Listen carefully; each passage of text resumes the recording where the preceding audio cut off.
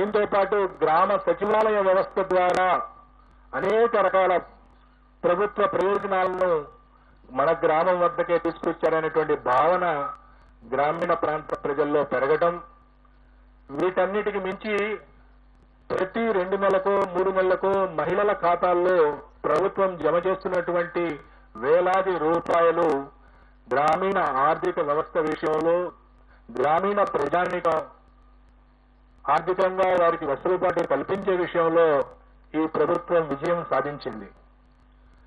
ఈ ప్రభుత్వానికి సుమారుగా 56% మంది మహిళలు తిరిగి ఎన్నుకోవడానికి మన ఓటు వేశారు. ఈ రాష్ట్రంలో ఉన్నటువంటి అన్ని వర్గాల మహిళల్లో ఎస్సీ, ఎస్టీ, బీసీ, మైనార్టీలు అనేది కాదు, ఓవరాల్ గా మహిళల్ని శాంపిల్ గా తీసుకుంటే 56% మంది మహిళలు ఈ పార్టీకి, వైఎస్ఆర్ కాంగ్రెస్ పార్టీకి ఓటు వేసినటువంటి పరిస్థితి. కేవలం 42% మంది మాత్రమే తెలుగుదేశం పార్టీ కూటమికి మహిళల్లో ఓటు పడింది. అలాగే పురుషుల్లో ఎన్డీఏ కూటమి ఆధిక్యత సాధించింది. సుమారుగా మహిళల్లో 13 నుండి 14% వైఎస్ఆర్ కాంగ్రెస్ పార్టీ ఆధిక్యత సాధిస్తే, పురుషుల్లో వైఎస్ఆర్ కాంగ్రెస్ పార్టీ కేవలం 45.35% పరిమితమైంది.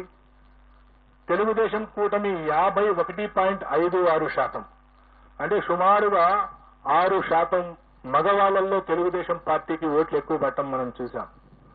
ఒకవైపు రాష్ట్రంలో మహిళల సంఖ్య ఎక్కువగా ఉండటం, మొన్న జరిగిన ఎన్నికల్లో 4,78,000 ఓట్లు, సుమారుగా 1.43% మంది మహిళలు పురుషుల కంటే అదనంగా ఓటు వేయటం, ఆ అదనంగా ఓటు వేసినటువంటి మహిళల్లో సుమారుగా 56% మంది వైఎస్ఆర్ కాంగ్రెస్ పార్టీకి ఓటు వేయడంతో పాటుగా వైఎస్ఆర్ కాంగ్రెస్ పార్టీకి వెన్నుదన్నుగా నిలిచినటువంటి ఎస్సీ, ఎస్టీ, మైనారిటీ వర్గాలతో పాటుగా ఈ గత 4 ఏళ్లుగా ఈ ప్రభుత్వం అనుసరించినటువంటి అనేక అభివృద్ధి, గ్రామీణ ప్రాంతాల్లో అభివృద్ధి, అలాగే సంక్షేమ కార్యక్రమాలు, డైరెక్ట్ బెనిఫిట్ స్కీమ్స్ కారణంగా బీసీలలో కూడా వైఎస్ఆర్ కాంగ్రెస్ పార్టీ గణనీయమైనటువంటి ఓట్లు సాధించింది.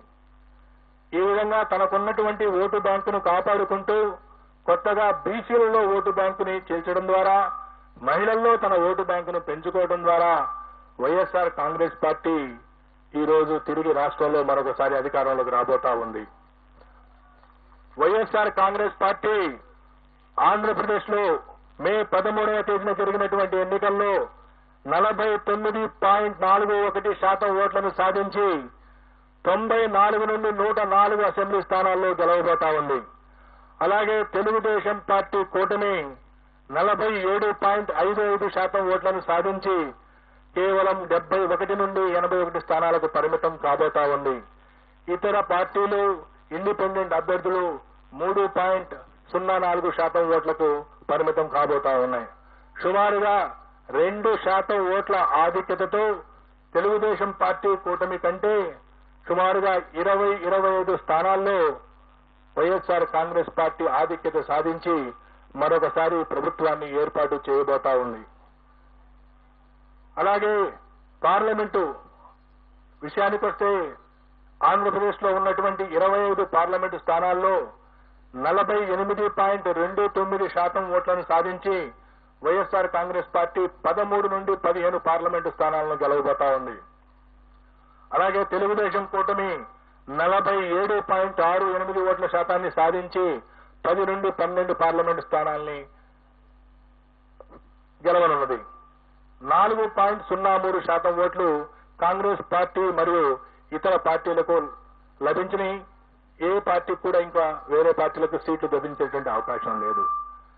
కడప పార్లమెంటు నుండి పోటీ చేసినటువంటి శ్రీమతి షర్మిల గారు అక్కడ గణనీయమైనటువంటి ఓట్లు పొందుతున్నప్పటికీ అక్కడ గెలిచే పరిస్థితి లేదు. వారికి అక్కడ డిపాజిట్ కూడా దక్కేటువంటి పరిస్థితి లేదు. ఆవిడ సుమారు 12% ఓట్లకి పరిమితం కాబోతా ఉన్నది. ఈ విధంగా కాంగ్రెస్ పార్టీ సుమారుగా 3% ఓట్లు పార్లమెంటు స్థానాల్లో చీల్చిన కారణంగా వైఎస్ఆర్ కాంగ్రెస్ పార్టీ గెలవలసినటువంటి మరో 3 స్థానాల్ని కోల్పోబోతా ఉంది. అయినప్పటికీ ఎన్డీఏ కూటమి కంటే కూడా 2-3 పార్లమెంటు స్థానాలను అధికంగా